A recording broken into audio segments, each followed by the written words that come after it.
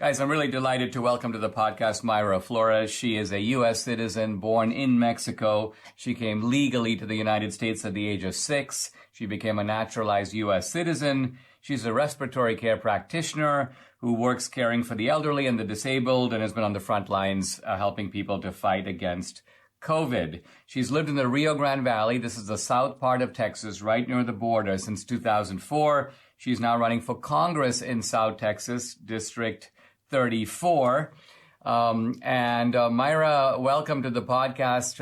Really looking forward to this. You're in a district that's of a lot of interest to Debbie and me. Debbie, in fact, grew up in the Rio Grande Valley in Harlingen, Texas. Awesome. And I'm going to sort of deploy her in the second segment to talk to you a little bit about things you might have in common and about your story. So I want to focus in on a few kind of key issues that you're running on. Maybe I can begin by asking you about this kind of sea change that seems to be underway in which Hispanics, Latinos, Latinas are realizing that their kind of traditional allegiance to the Democratic Party is now kind of out of sync. The Democratic Party today doesn't stand for what you can maybe call Hispanic values. So can you begin by saying a word about that?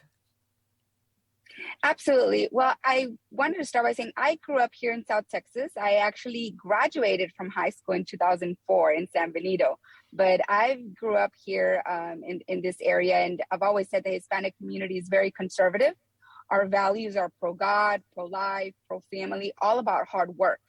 Our values align with the Republican Party, but we have been lied to. We have been told that the Republican Party is the party of the rich, that it's the party that only white people support. And that's the idea I grew up thinking. And I still remember asking my father, who should I vote for? And he told me Barack Obama. He said, you should vote for him. And I did not question him why I should vote or not vote for him. I voted for him because that's what I was told to do so.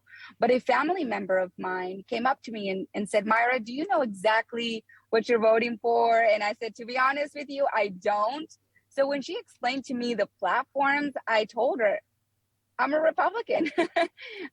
That's when I realized the lack of information. So I actually started educating my family. I started telling them what the platforms were. By the way, my dad hated it because I was able to convince most of my family, to vote Republican. And it's something that I was very proud of.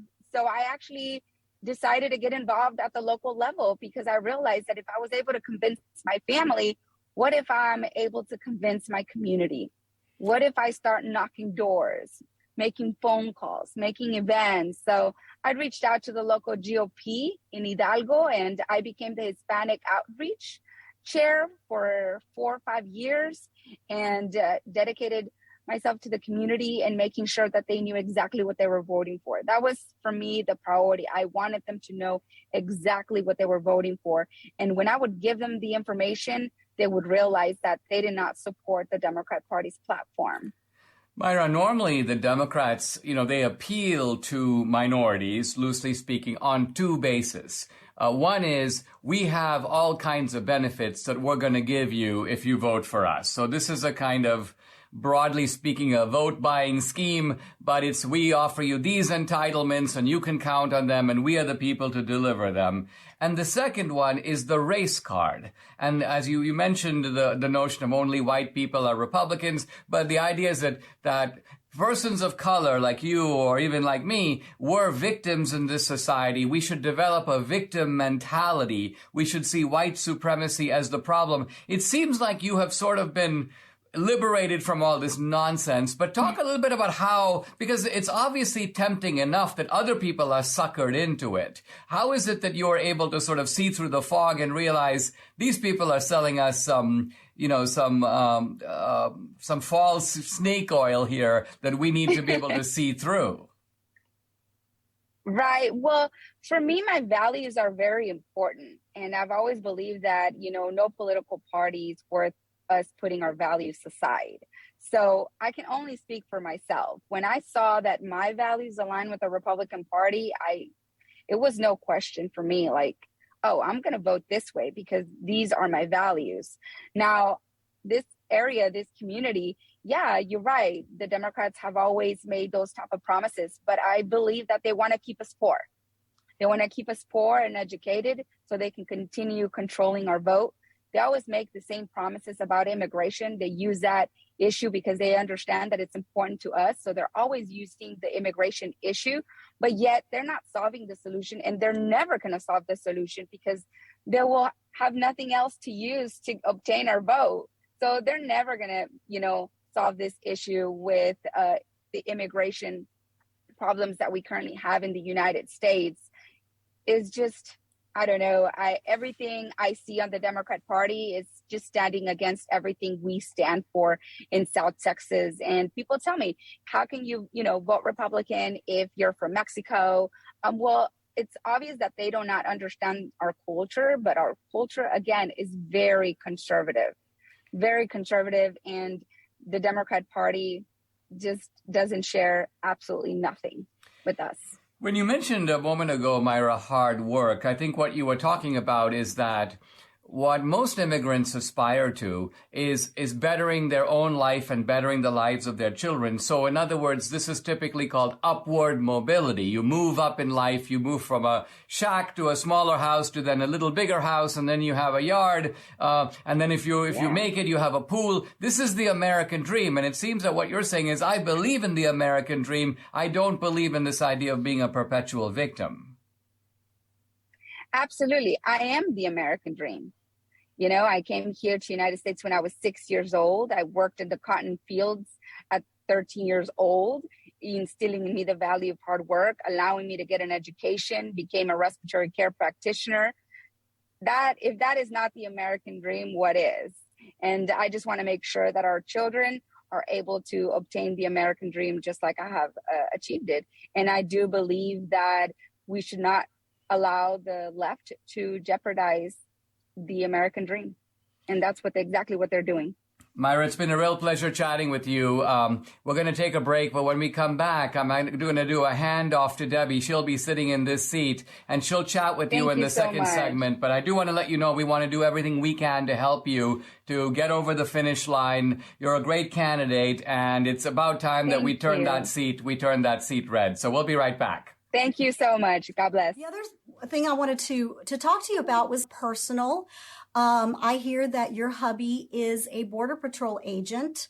And so I know it's got to be particularly tough for you to see what the Border Patrol agents are going through under this administration. You want to talk a little bit about that? Absolutely. For me, it's very personal, right? I just want to make sure that he comes home safe. I've never seen anything like this. I've never heard our Border Patrol agents getting shot at. So absolutely, it's now my biggest concern. And now with Title 42 ending, I know that our Border Patrol agents are practically going to get run over. We're expecting about 18,000 illegal immigrants coming into our border a day. 18,000. We don't have the manpower. But you're right. It is a big concern of mine. And like I tell him, I just want you to come home safe.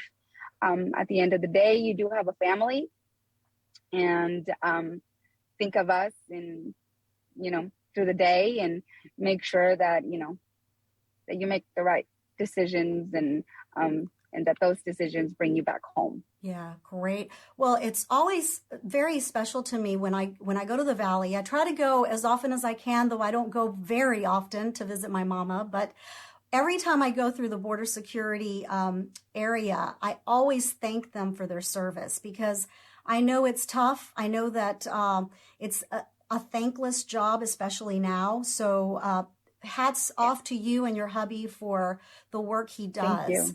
Thank you. So tell us a little bit about what you're going through right now with a special election, I hear, in your district. What's going on with that? Well, Filemon Vela, our congressman, decided to resign in the middle of a border crisis, decided to resign in the middle of a crisis with our economy as well. And it's just, a disgrace, because the people of Texas District 34 have trusted and have given them their trust, but in reality, we have been abandoned for a long time. really hasn't been present.